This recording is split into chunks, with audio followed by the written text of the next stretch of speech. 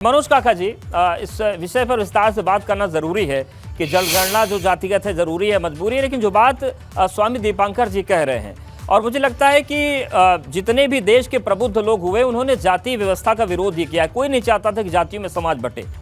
तो क्या ये संभव है जो भिक्षा यात्रा दीपांकर जी चला रहे हैं उस भिक्षा यात्रा से हर कोई जुड़ पाए? अवधेश, जो दीपांकर जी जो भिक्षा यात्रा चला रहे हैं उसके पीछे इनका बेहद राजनीतिक स्वार्थ है। और मैं ये चाह रहा हूं कि ये देश जातियों में क्यों, धर्म का एका क्यों हो, मानवता का एका क्यों नहीं।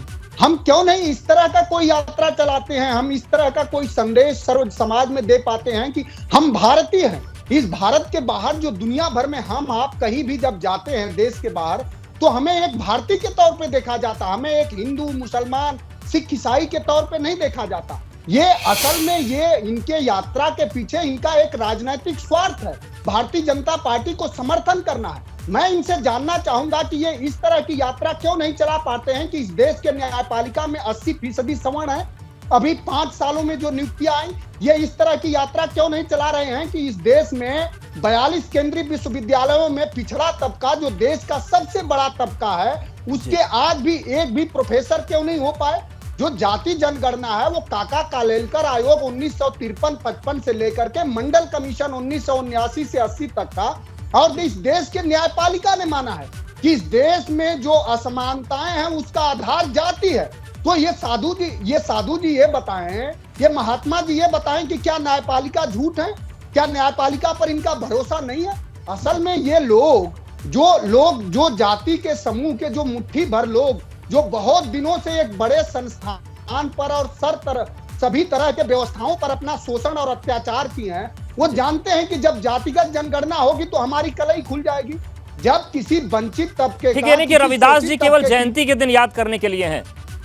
रविदास, अरे अवधेश जी क्या बात कर रहे हैं। रविदास जी ने कहा कि मन चंगा तो कठौती में गंगा।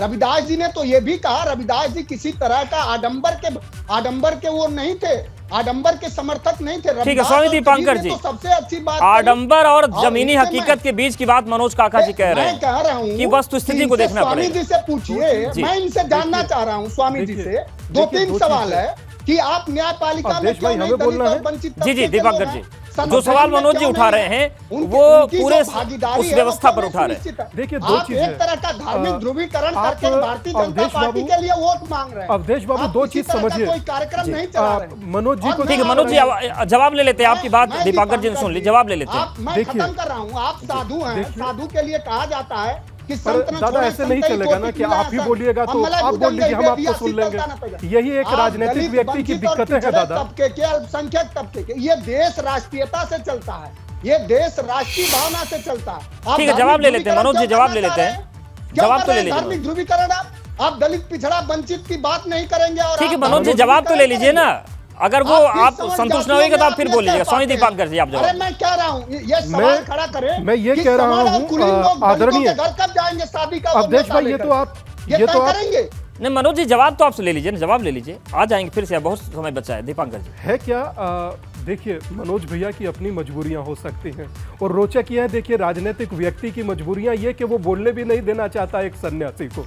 परंतु मैं मनोज भाई से एक ही बात कहूंगा, आपकी तरह मैं भी सन्यासी हूँ, मेरे भी सरोकार कम नहीं है। आप रोज 100-200 लोगों को हॉस्पिटल में दवा दिलाता हूँ, दादा सुन लीजिए ना, के घर रहता हूँ। आपकी तरह कोई बहुत हमारे पास सिक्योरिटी नहीं है, मैं एक गरीब का बेटा दादा हूँ, सुन लीजिए, आप सुन, आपके सरोकार होंगे मनोज भाई, आप कपड़े से कोई साधु नहीं हो जाता। मनोज भाई बोलने दीजिए, सरोकार कम नहीं है, आप बिल्कुल बोलिए। मनोज भाई, बोलने से भी कोई साधु नहीं। बताइए ना दादा, एक बात कहें, इस देश में कितने लोगों को आपने हॉस्पिटल में। ठीक है मनोज जी, जवाब ले लेते हैं, जवाब ले लेते हैं। ठीक है, जवाब तो ले लेना। वंचित तबके के स्वामी दीपांकर जी, आपने एडमिशन दिलाया है, बताइए ना।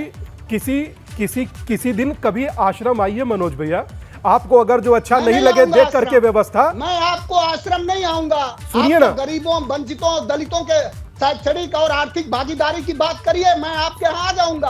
आप कहिए कि इस देश में दलितों की भागीदारी सुनिश्चित होनी चाहिए मनोज भाई, में। बाबा मनोज भाई, जी बाबा। मैं मनोज भाई, मेरी ये यात्रा चल रही है और ये यात्रा जिन लोगों का आप नाम ले रहे हैं उसी समाज के साथ चल रही है। अगर आपको उस समाज में भी अगर किसी को पहचान सकते हो तो मैं आपको वो भी वीडियो भेज दूंगा, और अभी कहो तो अभी दिखा देता हूं, मुझे कोई आपत्ति नहीं है। अगर आपने संत रविदास को मुट्ठी भर अगर क्षण भर भी पढ़ा हो, या बी.आर. अंबेडकर जी की वो बात याद हो योगेंद्रनाथ मंडल के लिए जो कही थी कि धर्म मत बदलना, बी.आर. अंबेडकर, अगर आपको क्षणिक भी याद है ना, तो दादा आप कभी ये शब्द नहीं बोलते। मगर देखिए योगेश भाई, हम इस तरीके की बहस नहीं कर सकते। मनोज जी, आप अगर नॉन स्टॉप बोलेंगे, मनोज जी सुन लीजिए ना, आएंगे अभी। सत्य नहीं है। नहीं तो नॉन स्टॉप बोलेंगे तो सारी, अभी देखिए गोविंद सर तो अभी बोल ही नहीं पाए हैं, सबको बोलने दीजिए ना।